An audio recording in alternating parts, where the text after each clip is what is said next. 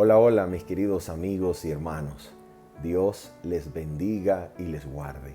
Para mí su servidor Manuel Ospino es verdaderamente un privilegio nuevamente el día de hoy encontrarnos con la finalidad de estudiar juntos esta maravillosa y extraordinaria lección de la escuela sabática que en esta ocasión en su lección número 12 lleva como título Un mensaje que vale la pena compartir. No cabe duda que hemos estado aguardando la llegada de esta lección, porque después de haber compartido los métodos para acercarnos y predicar el Evangelio, el fundamento central de todo compartir cristiano, la esencia del contenido del mensaje evangélico en Cristo Jesús, ahora compartimos la esencia del contenido de la verdad adecuada y apropiada para este tiempo en la historia de la salvación que la Iglesia del Señor en la tierra ha de tener el privilegio y el gozo de compartir con el mundo. ¿De qué se trata esta verdad? No cabe duda entonces que se trata de un estudio de absoluta y fundamental importancia.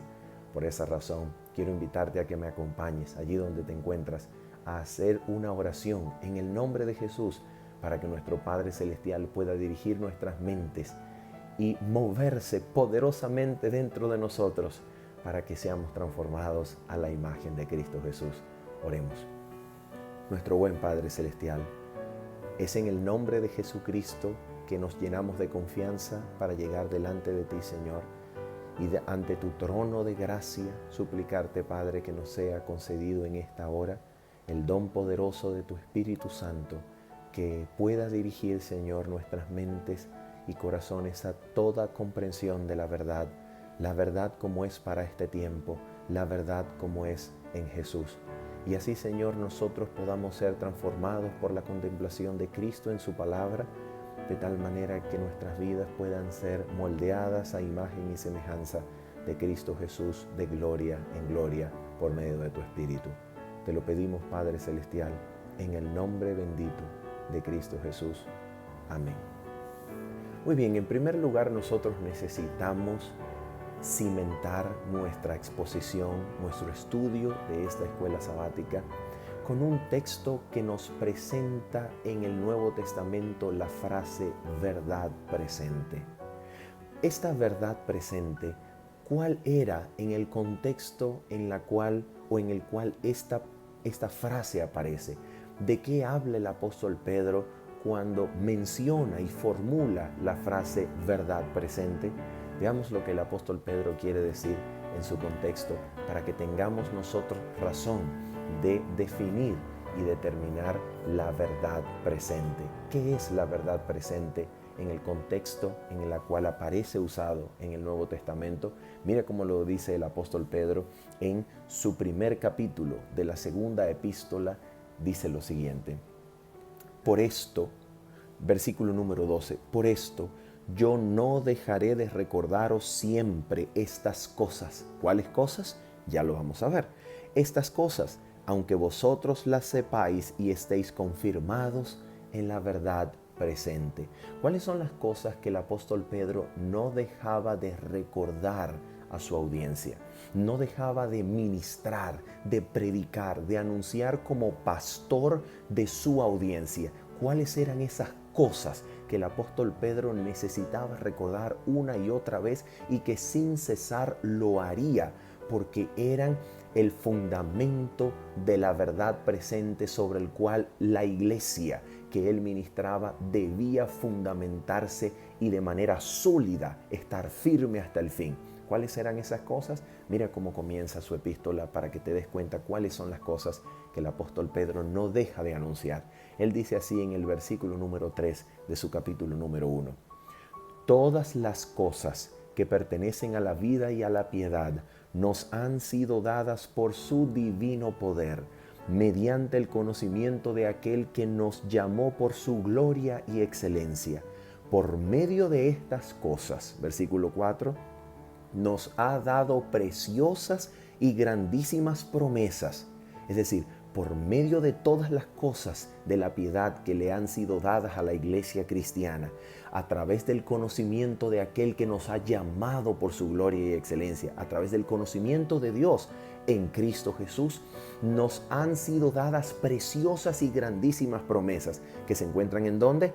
En la palabra de Dios. Ahora mira, dice así, por medio de esas cosas que nos han sido dadas por medio de las grandiosas y bellísimas promesas de la palabra de Dios, dice el apóstol, para que por ellas lleguéis a ser participantes de la naturaleza divina, habiendo huido o escapado de la corrupción que hay en el mundo por causa de la concupiscencia. En otras palabras, por medio de la contemplación de las Escrituras, nosotros los que creemos en Cristo Jesús podemos ser hechos participantes de la naturaleza divina que nos habilite, que nos posibilite, que nos faculte y nos haga aptos para llevar a cabo la voluntad de Dios, escapando de las concupiscencias y pasiones pecaminosas y haciendo la voluntad de Dios por medio de nuestra participación de la naturaleza divina. ¿Te das cuenta? De eso se trata la venida de Jesucristo. Se trata de que Jesucristo ha venido a esta tierra no solamente para perdonar los pecados, sino para hacer posible que los hombres de Dios sean enteramente perfectos en guardar la ley de Dios, sean enteramente edificados en Cristo Jesús y alcancen la estatura de la plenitud de Cristo Jesús, porque en ellos habita la misma plenitud de Dios que habitó en Cristo, facultándolo, haciendo posible para él una vida de victoria sobre el pecado, que ni siquiera en pensamiento se dio a la tentación. Esto será posible también para aquellos que, habiendo creído en Cristo, sean hechos participantes de la naturaleza divina, para que a través de la unión entre la divinidad y la humanidad, en perfecta cooperación y armonía, seamos sujetados a la ley de Dios y vivamos en nuestras vidas terrenales la manifestación de la voluntad de Dios tal cual como es expresada en la ley. Que guardemos la ley del Señor por medio de nuestra participación de Cristo, por medio del poder de Cristo, por medio de la fuerza, de la fe de Cristo, y así seamos elevados como trofeos de la gracia de Dios en Cristo Jesús. Esa es la verdad presente que el apóstol Pedro está predicando. Y ahora mira cómo sabemos eso. Mira lo que él dice. Después de esto, entonces, dice, por esto mismo poned toda diligencia en añadir a vuestra fe virtud, a la virtud conocimiento, al conocimiento dominio propio, al dominio propio paciencia, a la paciencia piedad, a la piedad afecto fraternal y al afecto fraternal amor. ¿Se da cuenta? Después de haber creído en Cristo por medio de la fe, somos invitados a elevarnos y elevarnos y elevarnos por medio de la escalera de la gracia que nos hace crecer en Cristo Jesús hasta llegar a desarrollar aquel carácter que es el propio y adecuado eterno de Dios, el carácter de amor en Cristo Jesús. ¿Te das cuenta? Somos invitados a elevarnos, a crecer, de tal manera que la vida cristiana consiste en que después de haber creído en Cristo Jesús somos elevados de gloria en gloria hasta llegar a la semejanza del carácter de Dios, que es amor. Ahora dice la Escritura lo siguiente, escucha esto. Versículo número 8. Si tenéis estas cosas y abundan en vosotros, no os dejarán estar ociosos, ni sin fruto en cuanto al conocimiento de nuestro Señor Jesucristo. Ahora dice, versículo número 10 y 11. Por lo cual, hermanos, tanto más procurad hacer firme vuestra vocación y elección, porque haciendo estas cosas jamás caeréis. ¿Se da cuenta lo que el apóstol Pedro está predicando acá? ¿Se da cuenta las cosas que él no se cansa de anunciar y que constituyen el centro de la verdad presente? Haciendo estas cosas, es decir, elevándonos y creciendo por medio de la gracia y poder de Jesucristo, para que después de haber conocido a Jesús no quedemos sin fruto, sino que en la gracia de Cristo podamos crecer y crecer de gloria en gloria hasta alcanzar la semejanza del carácter de nuestro Dios y ser imitadores de Dios en Cristo Jesús. Haciendo esas cosas, dice el apóstol, no caeréis jamás. Pregunto, de acuerdo con el apóstol Pedro, ¿tiene Dios poder de guardar al creyente que ha conocido a Jesucristo por medio de las cosas maravillosas que nos han sido dadas de su divino poder y por medio de la contemplación de las Escrituras? ¿Puede Dios guardar al tal creyente sin caída? ¿Lo puede guardar? Esas son las cosas que el apóstol Pedro incluye dentro de la verdad presente. Y ahora mira lo que dice el apóstol Pedro en el versículo número 11. Antes del 12, donde aparece la frase verdad presente. Mira lo que dice en el 11. De esta manera, es decir, creciendo, elevándose de gracia en gracia, de gloria en gloria, hasta alcanzar la semejanza del carácter de Dios. De esta manera, sin estar ociosos, sino en fruto de gloria, de obras, de bondad, de carácter para el Señor. De esta manera os será otorgada amplia y generosa entrada en el reino eterno de nuestro Señor y Salvador Jesucristo. ¿Se da cuenta cómo es que Dios ha dispuesto en su infinita y eterna soberanía que usted y yo entremos en el reino eterno del Señor Jesucristo? ¿Cómo lo ha dispuesto? Por medio del crecimiento en la gracia. Después de haber conocido a Dios en Cristo Jesús, hemos de elevarnos, hemos de crecer, hemos de ser llevados de gloria en gloria por medio de una participación del mismo poder que habitó en Cristo. Esto es, por medio de una participación real de la naturaleza divina, para que combinando la humanidad y la divinidad podamos crecer a la semejanza del carácter de Dios. Es por medio de estos frutos que a nosotros nos será entregado entrada generosa y abundante al reino eterno de Cristo Jesús. ¿Se da cuenta cuál es la verdad que el apóstol Pedro no se cansa de anunciar y que constituye el fundamento de la verdad presente? Y ahora mira cómo continúa él su epístola en el versículo número 16. Él dice lo siguiente, mira lo que dice. Porque no os hemos dado a conocer el poder y la venida de nuestro Señor Jesucristo siguiendo fábulas artificiosas, sino como habiendo visto con nuestros propios ojos su majestad. Pues cuando Él recibió de Dios Padre honra y gloria, le fue enviada desde la magnífica gloria una voz que decía: Este es mi Hijo amado, en el cual tengo complacencia. Y nosotros oímos esta voz, enviada del cielo, cuando estábamos con Él en el Monte Santo. Nota, Pedro está haciendo referencia a que uno de los fundamentos de su compartir la historia de Cristo no es cualquier cosa, no es una fábula artificiosamente diseñada. Él mismo fue testigo presencial en carne propia de la glorificación de Cristo Jesús en el momento de su transfiguración delante de sus discípulos en aquel monte, donde Jesús reveló su divinidad y la gloria de su reino venidero delante de sus discípulos, Pedro, Juan y Santiago. Ahora bien, mira esto. Usted y yo no hemos visto a Cristo ser transfigurado delante de nosotros. No hemos visto a Cristo cara a cara. No lo hemos visto. ¿Y cómo entonces nosotros podemos creer en Cristo y estar cimentados en la verdad presente?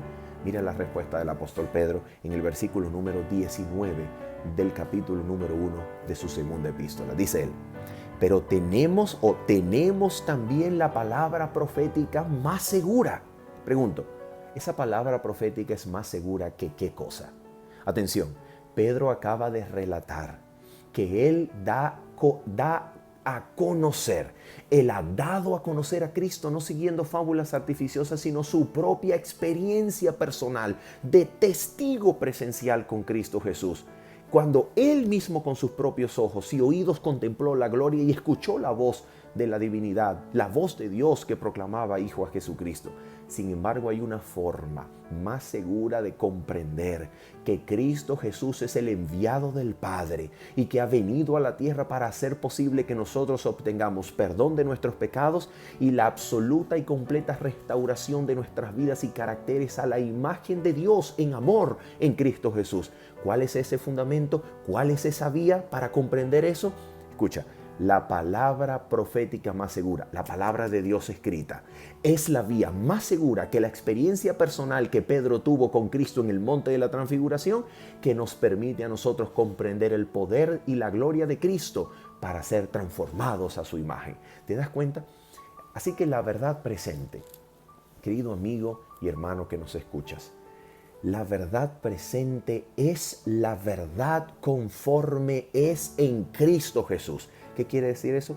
Que es una verdad que gira siempre en torno a Cristo Jesús y lo que éste es capaz de hacer desde los días del pacto eterno por toda aquella alma inteligente que ha caído en la rebelión para elevarlo de gloria en gloria hasta volverlo a llevar a la imagen de Dios en Cristo Jesús. Eso es la verdad presente. Es una verdad acerca de Cristo y lo que éste puede hacer por nosotros en el momento actual de la historia de la salvación, en la cual la iglesia cristiana ha de mostrar la eficacia, el poder y la gloria de la cruz de Cristo Jesús, que no solo perdona, sino que eleva y restaura hasta volver a devolverle al ser humano la imagen que tenía en el principio, la imagen de Dios por medio de Cristo Jesús. ¿De qué se trata entonces esta verdad? Pregunto, ¿esta verdad es una elección caprichosa que estamos haciendo cuando la damos a conocer? Esta verdad presente es una elección caprichosa y depende de preferencias particulares, de tal manera que la verdad presente debe predicar aquello que a usted le guste más o que usted en su opinión y juicio considere que es más importante conforme a las necesidades de la iglesia. O la verdad presente está anclada, como dice el apóstol Pedro, en la verdad profética más segura.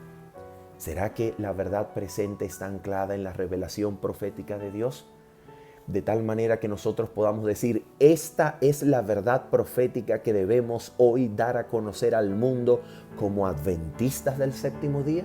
Ok, permítanme entonces decirle lo siguiente. En este punto, nosotros no tenemos necesidad de apelar a la opinión personal o a la preferencia de un individuo, de algunos teólogos o de un sector de la iglesia, sea cual sea. No tenemos necesidad de apelar a ello. Lo único que nosotros tenemos que hacer es revisar en la Escritura a ver si existe alguna verdad profética que fue anticipada como cobrando relevancia, comprensión y poder en los últimos días de la historia de la humanidad. ¿Existe en la Biblia alguna verdad profética que estaba anticipada y anunciada como siendo revelada, abierta y cobrando relevancia y poder para alumbrar la tierra con la gloria de Dios en los últimos días de la historia de esta humanidad? ¿Existe en la Biblia semejante programa profético? Oh, absolutamente. Claro que sí. Por favor, acompáñenme al libro de Daniel para que nosotros veamos cuál es esta verdad. En el libro de Daniel, en el capítulo número 7, que se conoce como el comienzo de la sección profética del libro de Daniel, capítulo número 7, nosotros tenemos la contemplación de una serie de imperios, naciones que se levantan en opresión contra el pueblo de Dios. Estas naciones históricamente, de acuerdo como son identificadas por el profeta Daniel en el capítulo 2, capítulo 7, capítulo número 8 y capítulo 11 particularmente, son sin lugar a dudas las siguientes: Babilonia, Medo-Persia, Grecia, Roma, y después de Roma viene el imperio o el reino eterno de Cristo Jesús, que no será removido ni sustituido por ningún otro.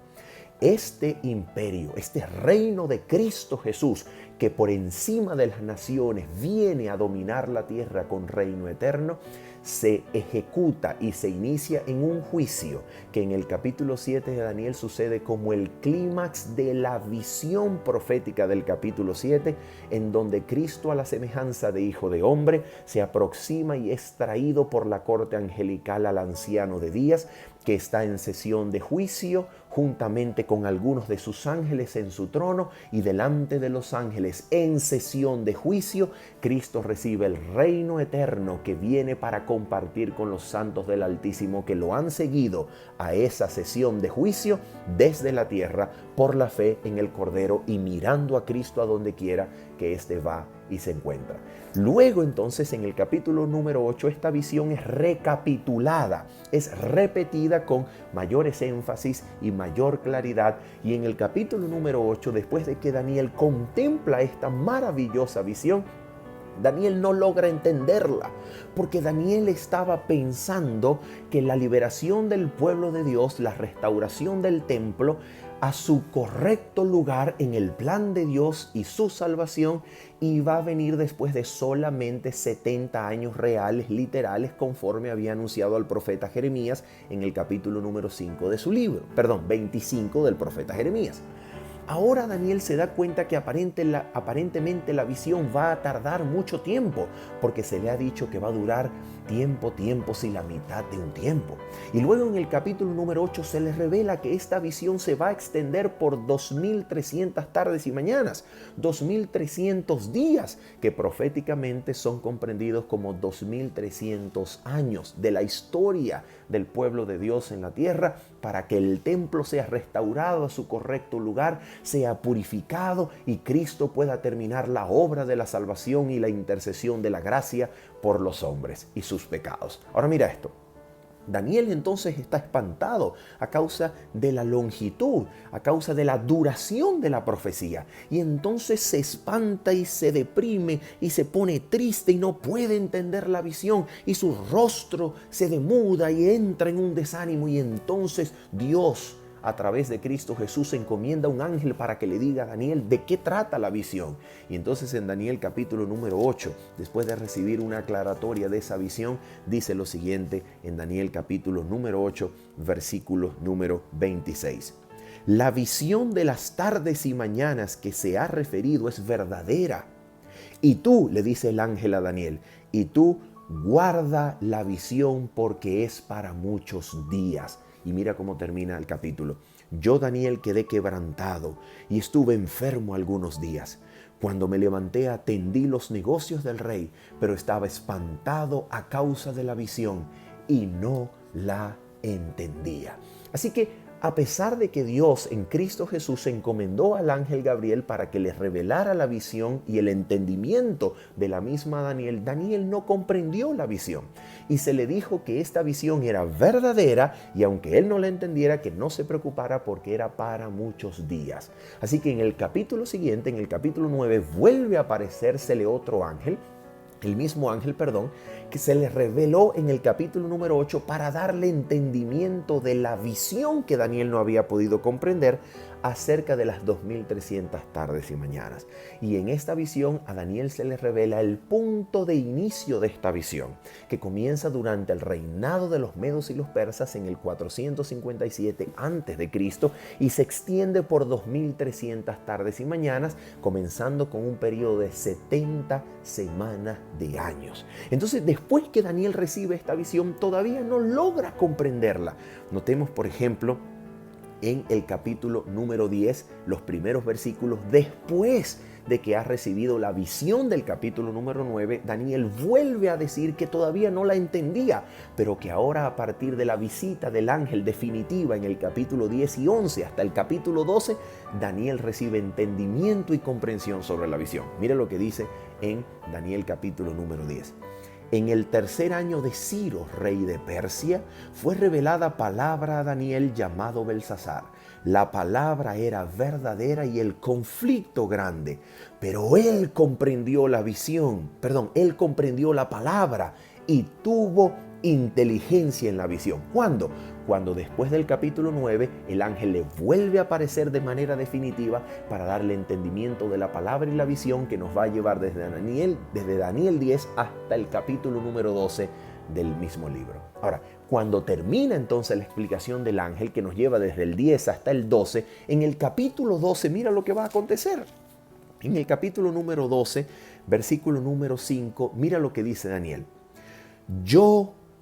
Vamos a leer desde el versículo número 4. Dice así: pero tú, Daniel, este es el ángel que le está revelando la explicación de la visión de las 2300 tardes y mañanas que Daniel todavía no ha entendido. Y ahora dice así: pero que ahora está recibiendo comprensión, ahora está comenzando a entender. Pero mira lo que le dice el ángel conforme a esta visión. En relación con ella, dice así: pero tú, Daniel, cierra las palabras y sella el libro hasta el tiempo del fin. Muchos correrán de aquí para allá y la ciencia aumentará. Fíjate, el ángel está diciendo: mira, Daniel, no te preocupes si no has entendido todo. No te preocupes porque esta visión ha de ser sellada y cerrada para el tiempo del fin. tiempo en el cual el conocimiento de los tiempos proféticos, no de la ciencia moderna, digamos, en la cual Newton y la Real Academia de Ciencias de Inglaterra protagonizó. No se refiere a esa ciencia moderna. Se refiere al conocimiento de los periodos proféticos que habían sido cerrados y sellados de la profecía de Daniel.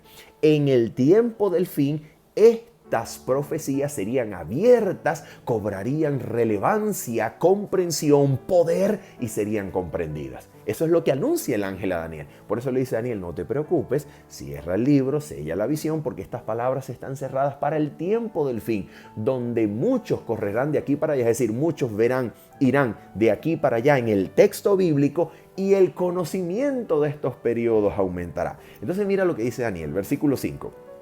Yo, Daniel, miré y vi a otros dos que estaban en pie, uno a este lado del río y el otro al otro lado.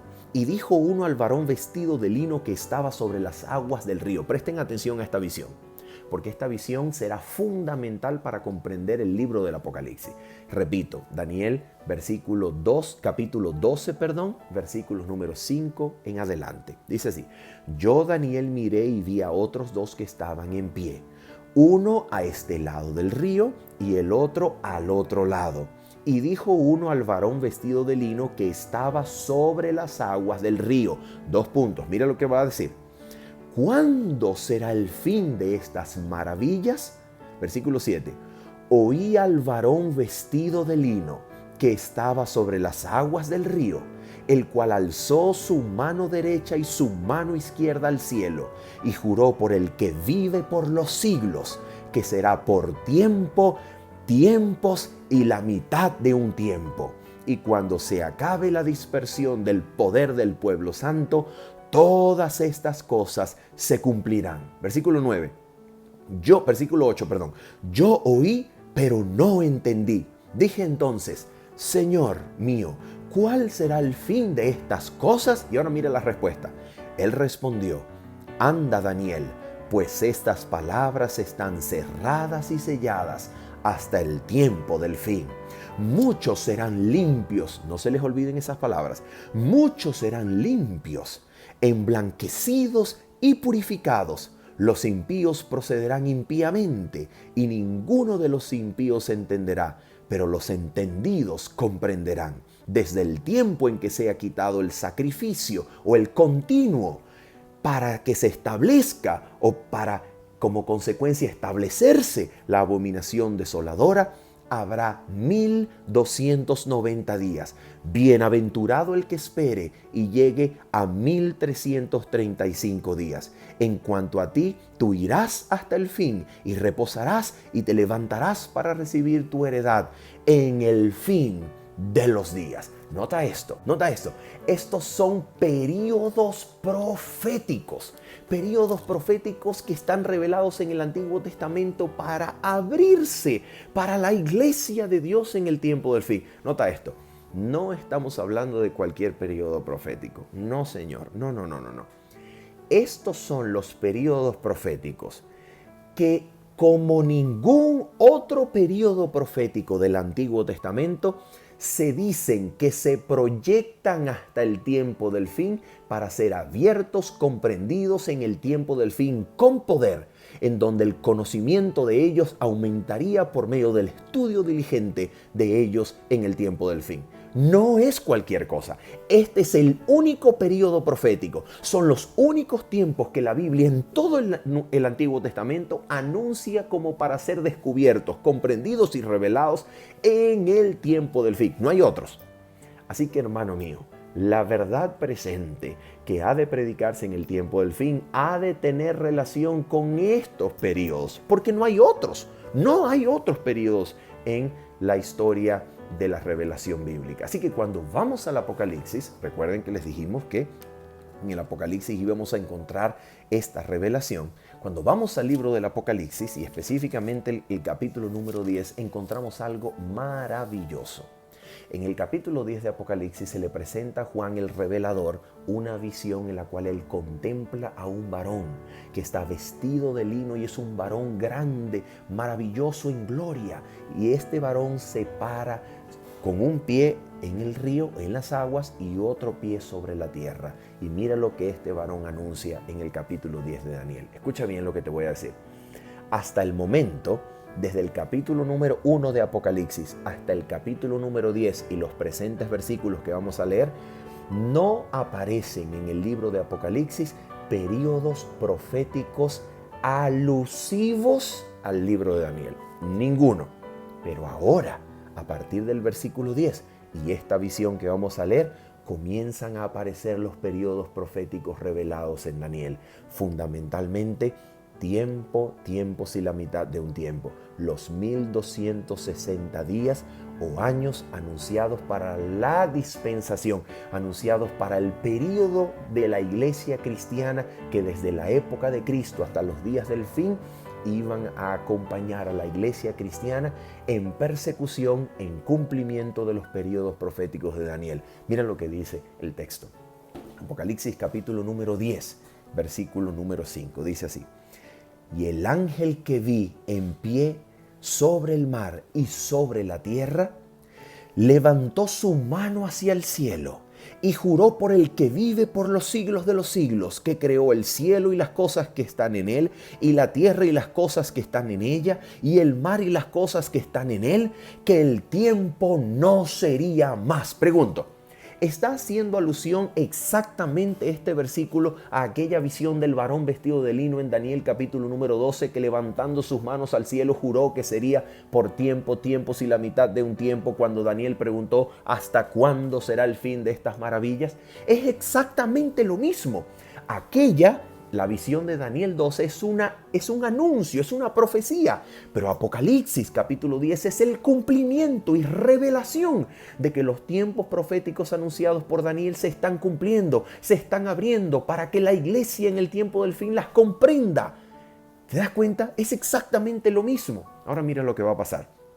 Dice así, que el tiempo no sería más. Y ahora dice así, sino que en los días de la voz del séptimo ángel, cuando él comience a tocar la trompeta, es decir, la séptima trompeta, el misterio de Dios se consumará, como él lo anunció a sus siervos los profetas. ¿Te das cuenta lo que esto está diciendo?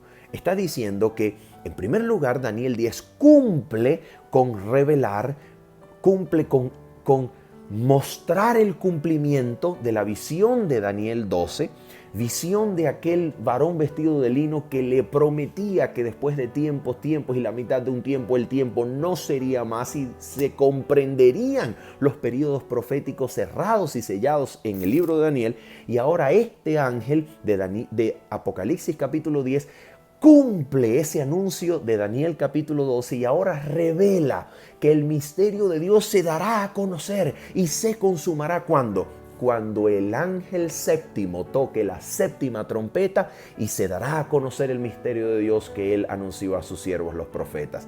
Y ahora, antes de que la trompeta séptima suene, mira cómo termina el capítulo número 10.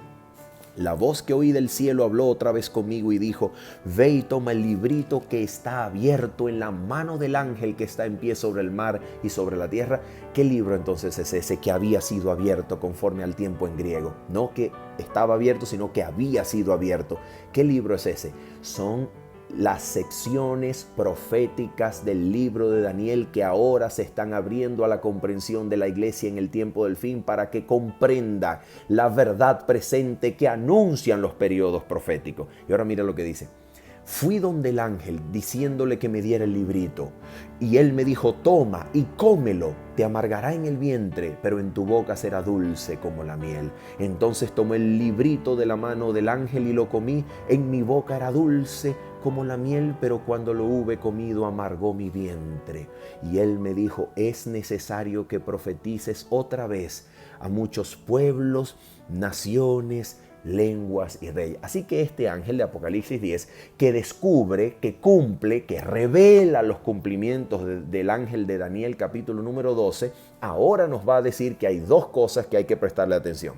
Hay que prestarle atención a aquella próxima vez donde se vuelva a profetizar sobre naciones, pueblos y lenguas, y hay que prestarle atención al mensaje del sonido de la trompeta del séptimo ángel, porque cuando éste suene, cuando este sonido se proclame, entonces el misterio de Dios que él había anunciado a sus siervos los profetas se va a dar a conocer y se va a consumar. ¿Qué pasa cuando hacemos eso? Mira lo que ocurre. En Apocalipsis capítulo número 11, versículos 15 en adelante, suena la séptima trompeta. Y mira lo que dice la escritura. El séptimo ángel tocó la trompeta y hubo grandes voces en el cielo que decían: los reinos del mundo han venido a ser de nuestro Señor y de su Cristo, y Él reinará por los siglos de los siglos. ¿Te das cuenta de lo que está sucediendo aquí? Aquí está sucediendo que el tiempo de anunciado de juicio de Daniel capítulo 7 sobre las naciones ahora se está cumpliendo. Ha comenzado el juicio que Daniel capítulo 7 anunciaba. Ha comenzado el juicio que ha de reinar, o en el cual el Señor Jesucristo, viniendo al anciano de días, ha de comenzar su reino eterno, juzgando sobre las naciones que se habían airado contra el gobierno de Dios. Ahora son puestas en sujeción, en juicio, se les quitará su dominio, y durante el juicio se le entregará el reino a Cristo para que éste lo comparta con sus santos que han sido purificados y preparados por esta obra de juicio y de intercesión de Cristo delante del anciano de días, en el lugar santísimo del santuario celestial. ¿Y cómo sabemos que esto es así? Mira cómo termina el versículo número 19, mejor dicho, 18 y 19 del capítulo 11. Dice así: las naciones se airaron. ¿Qué naciones se airaron? Desde Babilonia hasta Roma se han airado contra el reino de Dios, contra el dominio del Rey eterno y Rey de reyes y Señor de señores. Pero las naciones se airaron y tu ira ha venido. El tiempo de juzgar a los muertos, de dar el galardón a tus siervos los profetas, a los santos y a los que temen tu nombre, a los pequeños y a los grandes, y de destruir a los que destruyen la tierra. Versículo 19. Y el templo de Dios fue abierto en el cielo, y el arca de su pacto se dejó ver en el templo. Pregunto, ¿en qué parte del santuario celestial está ubicada el arca del pacto? Conforme al modelo del santuario terrenal, el arca del pacto está ubicada en el lugar santísimo del santuario celestial, lugar donde está el anciano de días, y Cristo es acercado por la corte angelical para que comience su obra de juicio. Es una obra de investigación, es una obra de intercesión, es una obra de perdón, purificación y limpieza de los pecados de su pueblo, para que en juicio Él reciba el reino de su Padre y lo comparta con los santos del Altísimo que han acompañado por la fe a Cristo al lugar santísimo del santuario celestial, y ahora los reciben viniendo en gloria del reino celestial, cuando trae la eterna y perfecta consumación de la salvación, conforme a Él lo anunció a sus siervos los profetas, para un pueblo que ahora se encuentra sin mancha y sin mácula delante de Dios, porque ahora Cristo viene no para perdonar pecados, sino para rescatar al pueblo que ya ha logrado purificar completamente de sus pecados durante su obra de intercesión y juicio delante del arca del pacto en el lugar santísimo del santuario celestial. Ese es el mensaje. Ese es el mensaje de la verdad presente. Y ese mensaje, recuerda lo que decía Apocalipsis 10, debemos prestarle atención a la séptima trompeta y debemos prestarle atención a aquella otra vez donde era necesario que se volviera a profetizar a pueblos, lenguas, tribus, naciones. ¿Dónde ocurre ese mensaje?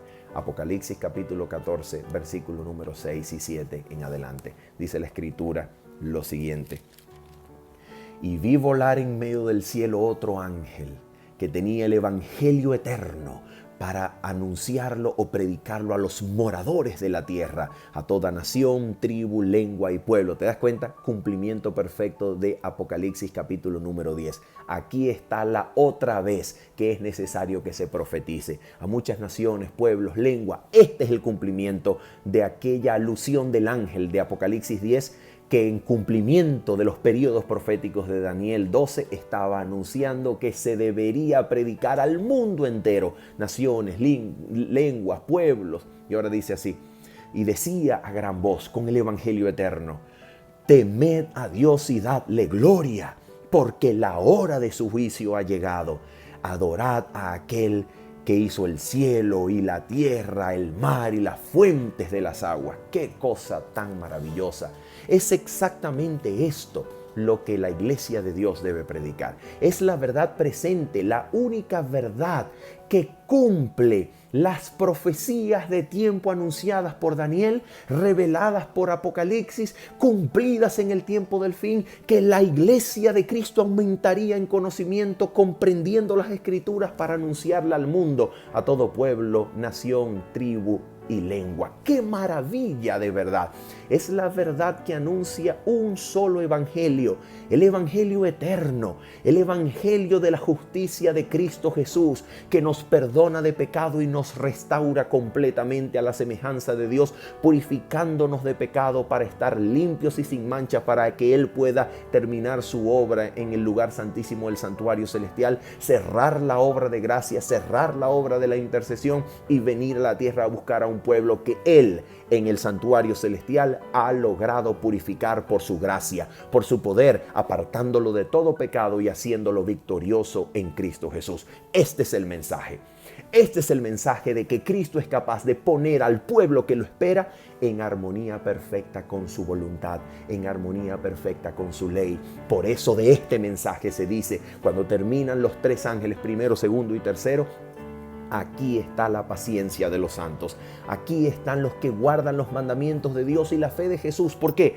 Porque después de la intercesión de Cristo y a consecuencia de la intercesión de Cristo en el santuario celestial, en el lugar santísimo, delante del arca del pacto, fundamento del lugar donde está guardada la ley de Dios, el fundamento de su gobierno, en esa intercesión, en ese juicio, Cristo ha podido presentar la evidencia más contundente y poderosa de su gracia, que Él puede rescatar completamente del pecado a aquellos que han creído en su cruz, a aquellos que han abrazado su gracia, a aquellos que han abrazado su evangelio eterno, y habiéndolos purificado y separado de todo pecado y haciéndolos victoriosos por medio de su gracia, Cristo los puede presentar delante de su Padre como evidencia suprema del juicio que se lleva a cabo delante de las inteligencias celestiales y los mundos no caídos, para que en presencia de toda esa corte angelical y de los mundos no caídos, Dios pueda ser glorificado,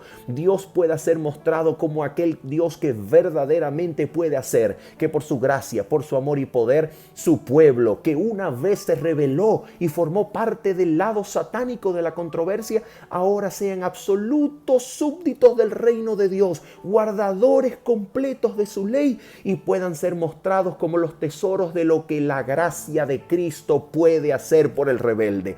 Puede purificar, puede lavar, puede hacer victoriosos del pecado a todo aquel que la abraza, a todo aquel que cree en Cristo y que ahora es capaz de ser presentado por el poder de Dios sin mancha y sin mácula, como la evidencia suprema de que Satanás no tenía razón, de que la ley de Dios, por causa del ministerio, la obra, la muerte y la resurrección de Cristo y su intercesión en el lugar santísimo del santuario celestial, es posible que se guarde. Su ley se puede guardar. Su ley se puede guardar como el fundamento y resultado de la obra de Cristo por su pueblo.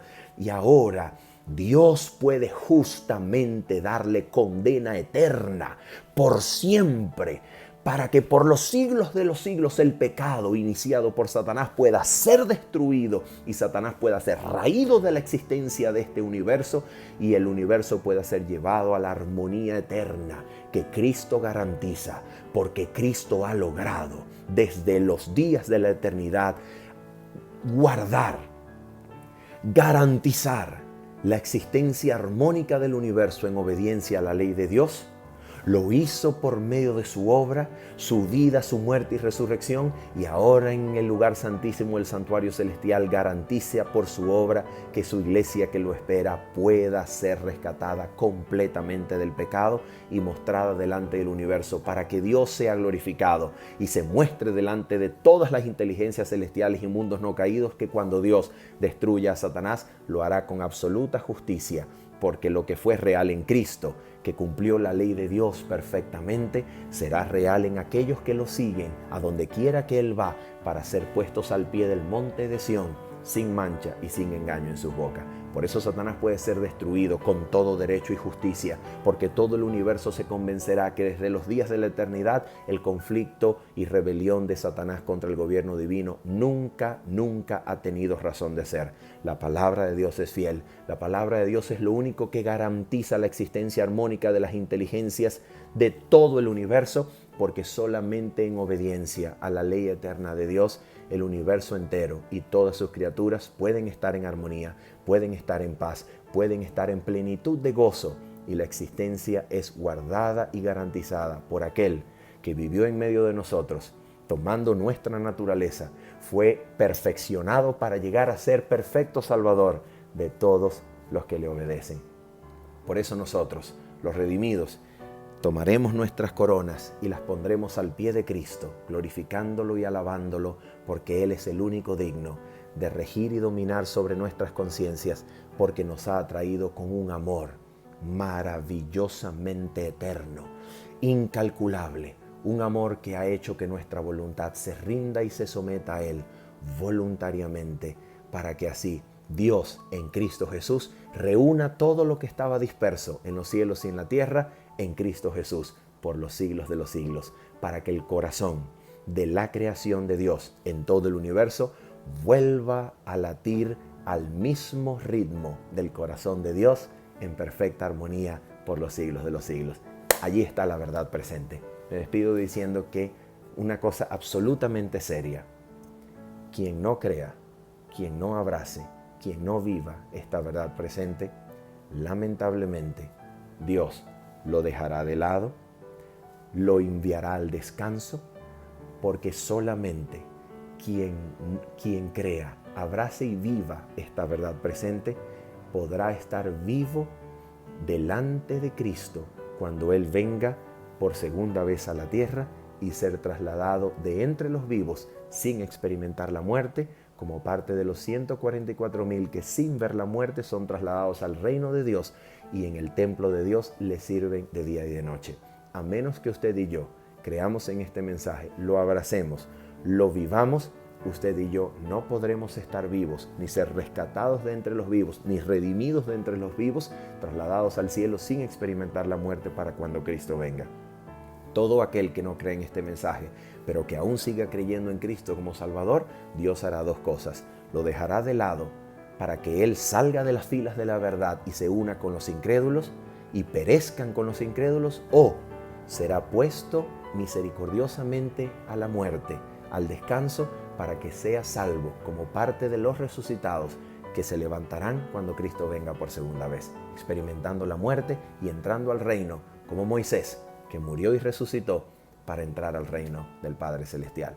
Habiendo dicho esto, y que Dios les bendiga y les guarde, esperando que haya sido para su edificación este repaso y estudio de lección, se despide de ustedes su servidor, Manuel Ospino, diciéndoles bendiciones. Chao, chao.